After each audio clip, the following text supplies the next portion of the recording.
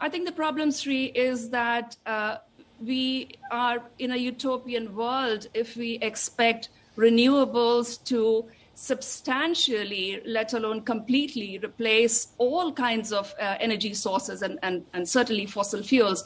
And I think that, to my mind, is a major problem with the energy transition pathway that the world seems to be embarking upon.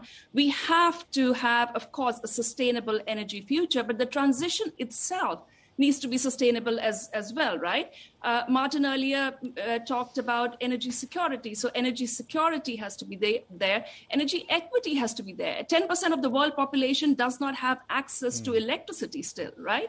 If renewables was the silver bullet, we would already have replaced coal, natural gas, and even a little bit of the oil use in electricity, but it isn't. You know, there are very real issues in scaling up renewable. Now, renewable is growing. It's growing at a phenomenal rate when it comes to adding new electricity capacity globally. But as of today, it's still about just 10% of the global electricity provision from renewables. And it's not expected to be able to rise to much more in terms of proportion. So we will have to depend on natural gas and unfortunately on coal as well.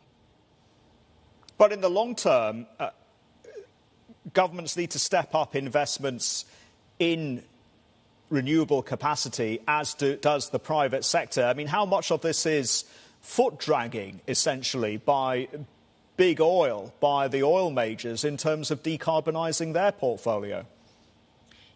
Look, Sri, I believe renewable capacity investment is happening. I really don't see a huge impediment in that.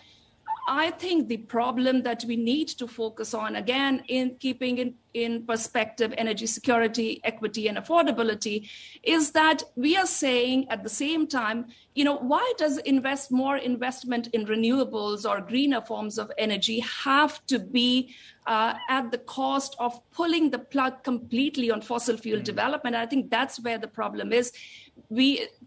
Companies, lenders are being forced to completely cut off all investment in oil and gas. And that's landing us in the kind of problems that we are in now, that Europe is in now, you know, just not enough gas. Germany is leaving aside Nord Stream 2 pipeline, never commissioned it, and starting to put LNG importing facilities now, you know, so the transition has to be a smooth handoff. The transition itself has to be viable and sustainable. We can't have policies that take us to a cliff edge.